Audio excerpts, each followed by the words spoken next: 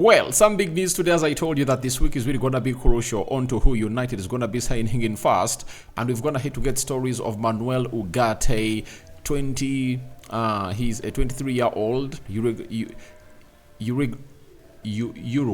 Uruguay international, and he plays for PSG. And he has been linked to the club known as Manchester United. And I got to know about Manuel Ugarte, the previous summer transfer window where Chelsea were in for him, and PSG went ahead to win the race after the side of PSG went ahead to obviously meet the buyout clause for the player and went ahead to obviously offer times to the salary that Chelsea was willing to offer Manuel Ugarte, and Manuel Ugarte chose the side of PSG over Chelsea. And right now looks like everything is not going on as to plan at PSG, and he's one of those players that PSG want to dispose of. Remember, they bought him for 60 million euros from Sporting Lisbon to the side of PSG. Welcome to this channel. Smash the like button, comment and share. If at all you're watching us for the very first time, endeavor to subscribe to this channel so as not to miss out on stories that we do upload in here on a daily. And Paul Scholes has come out and obviously lashed at Southgate over Kobbie Mainoo. Why do you go for energy over brain in there for you? And I think we are going to be delving deep into that and see how things really pan out. 300 likes, smash this video, and continue to subscribe to this channel so as not to miss out on stories that we do upload in here on a daily. And our mission is simple and known. We want 200, right? 120,000 subscribers, and that's our target. And let's continue to obviously subscribe. Now let's obviously take it on with the first person to break the story. Kudos and kudos to the side of not really. It was all about Sky Sports. Sky Sports were the first people to break the story about this guy, and they came up and really said the following about the transfer or the offer. Manchester United make initial approach to PSG over midfield Manuel Ugarte. As yet, no formal bid.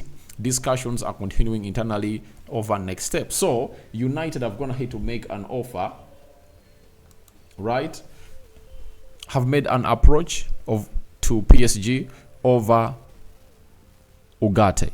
And that is really very important to note, that if United are in for Urgate, they've gone ahead to obviously take a very serious step to see to it that they convince, or they really see to it that they really see PSG allowing the player to come in through. And the moment you see to it that a club has gone ahead to obviously have an approach at the club where a specific kind of player plays, just get to know that that team has gone ahead to be given green light by the player that they are willing to obviously play, and meaning that Man United are really having a very huge stance into Manuel Ugarte's say on his next destination.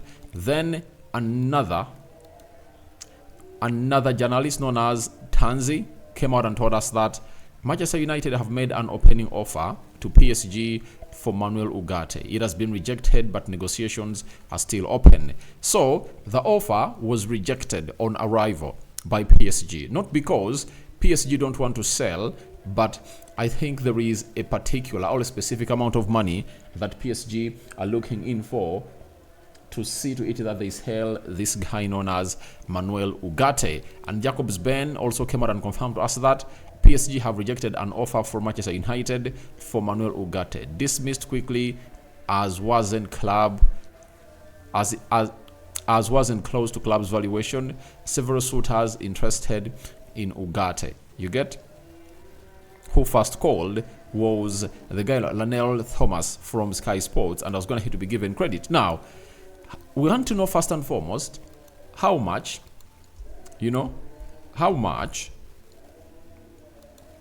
is needed by PSG to obviously sign this guy.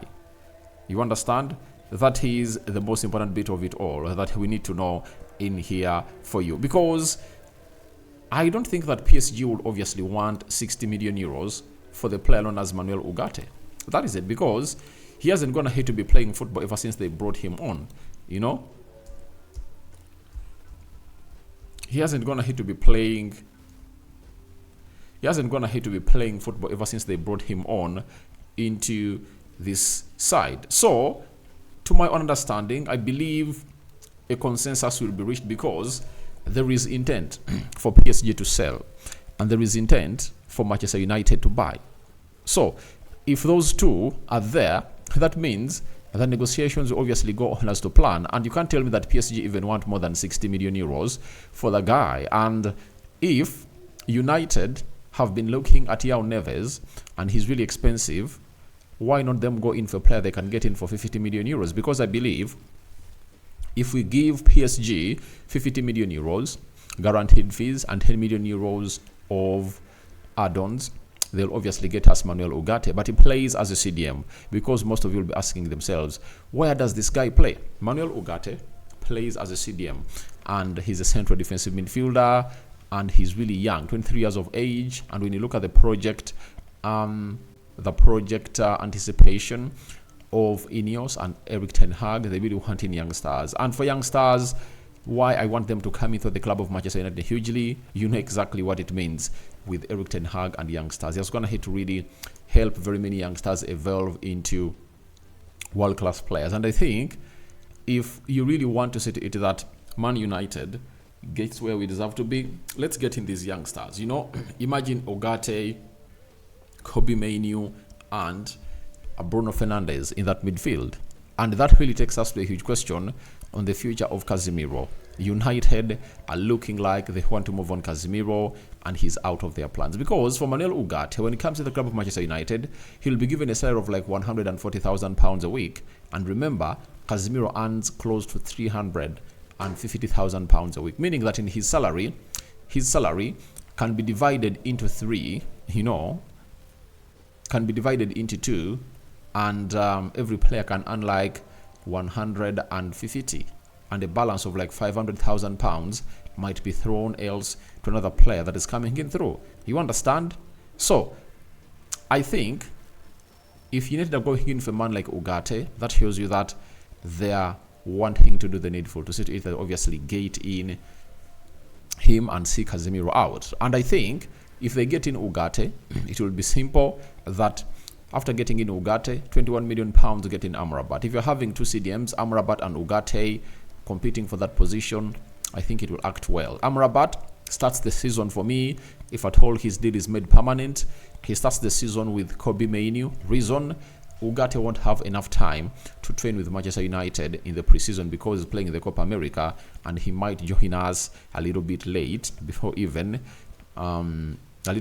towards the start of the season. And so Amrabat will do the job. And I think Eric Ten Hag will be like, let's get Amrabat in, Ugarte in. Amrabat will have ample time to obviously take part in the preseason for the club of Manchester United, because Man United will really start their preseason, towards the mid of July. But I know that in the first week, those youngsters will be at Carrington training, and Eric Ten Hag will be like making a decision on who he's really going to take to the preseason or not. So for me, I love Manuel Ugarte, and I'm going to be really bringing you lots and lots of information about him, but he's a very interesting player that you want to really see come at the club of Manchester United. He ticks all the boxes of a CDM, press resistant, he can pass the ball, he can also play the number 8, he's really physical, and he's that kind of player who plays at the Uruguayan national team with a man known as Facundo Pelestri. He has a height of 1.82. That is really good height for him to come in through and compete for the club of Manchester United. And this last season for PSG, he played 4 games in the French Cup, right? And 0 goals, 0 assists. League One, he played 25 games, 0 goals, 0 assists. That is Manuel Ugarte for you. So when you go to the transfer market, what's his value right about now? If you have to look at the profile of a player, they tell you he's valued at 45 million euros. That's what they're telling us. But remember, his highest value was 60 million euros, and him not really coming to shine when he was expected to show his commodities on the market. I think it really puts it to what we call a depreciation in price. So let's wait and see how United are really negotiating these deals. But I'm liking the way we're really attacking multiple deals. You know, you are here talking to Onana, you are here talking to Yao Neves, you are trying the Manuel Ugarte deal, you are also going in for Zubimendi, there is Ederson in the mix. I like that. There is Amrabat. You know, United are really talking to close to 5 midfielders, and they really want to get the best of the 5 and see to it that a deal is get done very soon. Remember, Eric Ten Hag and Ineos want to get into players before they obviously get to the preseason, and those players are supposed to be a central defender and a CDM. That is it. So wait and see how the Manuel Ugarte deal really comes to pass and what decision is really going to be taken by Man United on this PSG player. And PSG will also have a say. They might be having their own stance onto really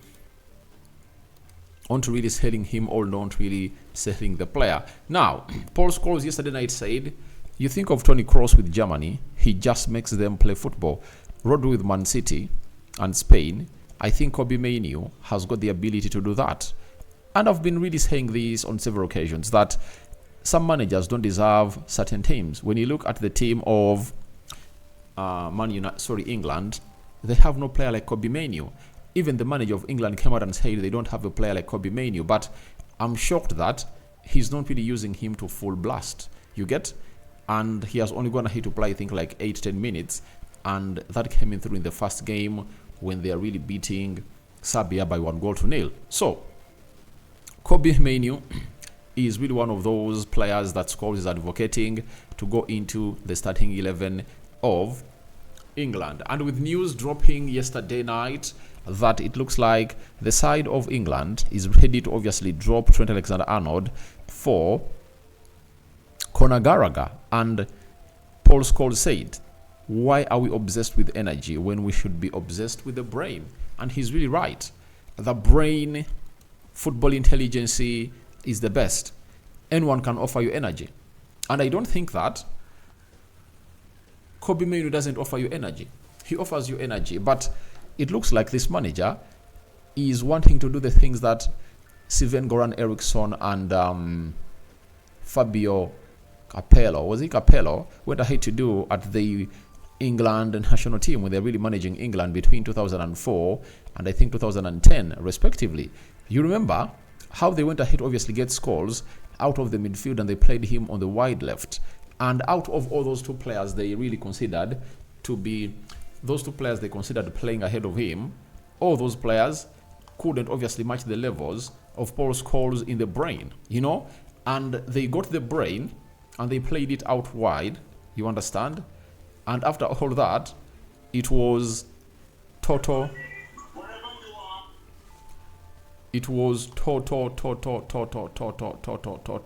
utter of nonsense for me. And I was like, who does this in the world? You know?